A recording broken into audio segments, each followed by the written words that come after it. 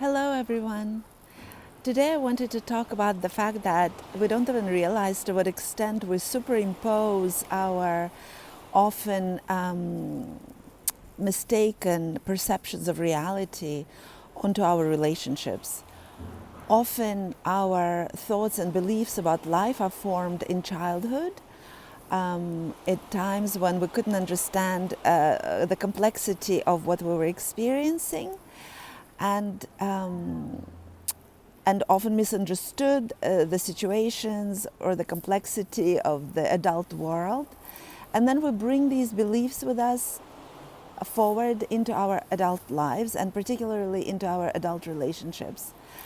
So what I've been really noticing in my own work, in my journey of becoming a witness to my processes and many hundreds of people that I have worked with since then, is that when we are in a state of fear, and when it comes to our romantic relationships, many of us are in a state of fear without even realizing it. It's become such a habitual, automatic way to protect our hearts that we bring our baggage with us and start interpreting the current events from the mistaken perception of reality that we drag with us from childhood.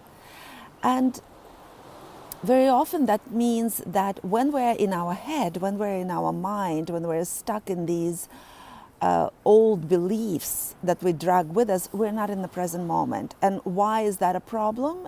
When we're not in the present moment, we are not reading the information that's available to us in the now.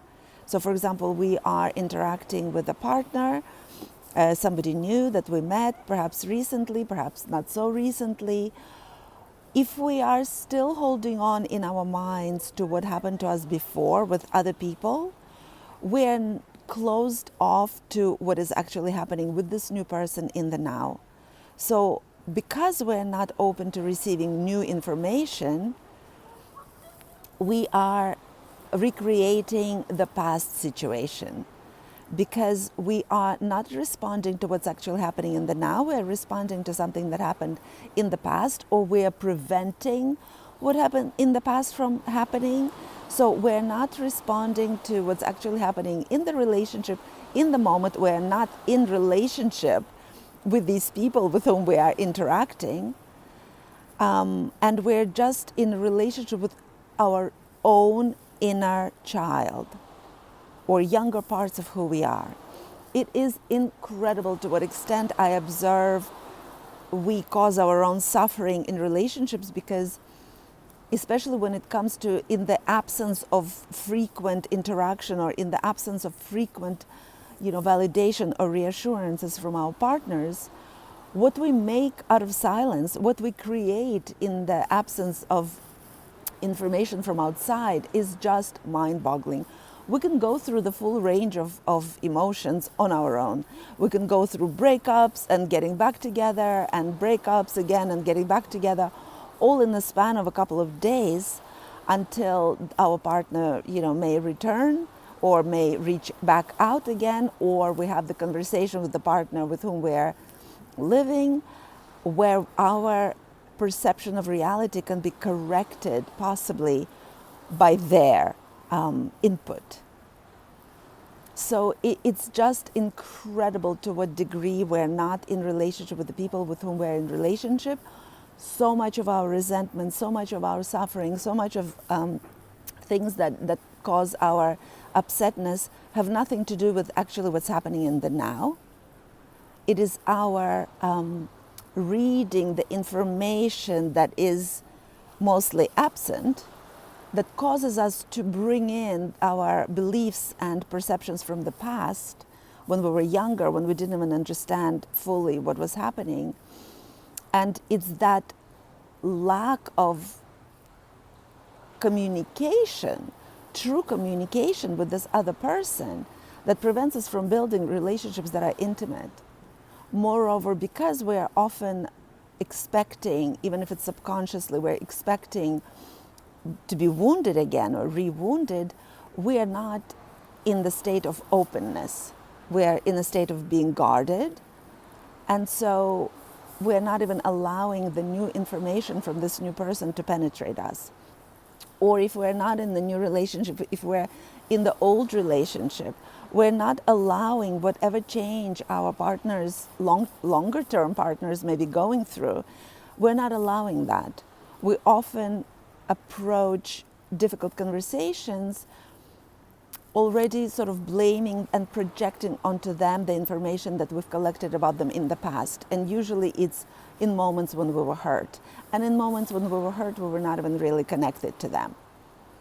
So relationships are extremely complicated, but most of the complication comes from our own inner state, our own misunderstanding of reality, our own disempowerment, and our own misunderstanding of how we create our own experience, how our thoughts and our behavior is what is actually responsible for the experience that we are having in the moment. So just really wanted to share that with you, because often, we unfairly project our suffering onto people with whom we are relating. A lot of it is we, with our own inner younger parts in relationship, and also it is our relationship with ourselves, our lack of respect or lack of love or lack of understanding our inner processes that causes us so much pain and so much suffering. So what is the solution? The solution is to start becoming an observer, start becoming aware of all these automatic habitual responses that we rely on and mechanisms, and really start noticing how we set the tone for our lives and for our relationships. I'm almost tempted to say there is no one out there. I mean, other people only act as kind of mirrors to us, and I've said that many times before, but when we start looking within, when we start trying to understand our own inner processes, the things we've inherited from our families, the things that we've inherited and picked up and were conditioned to from our society, and then our own inner post-traumatic responses and coping mechanisms, a completely different world is going to start opening up. But it all starts with you. Change cannot come from outside. It can only come from our own willingness and readiness to start doing things differently. All right, everyone. Hope this was helpful. Let me know your thoughts, and I will see you next time.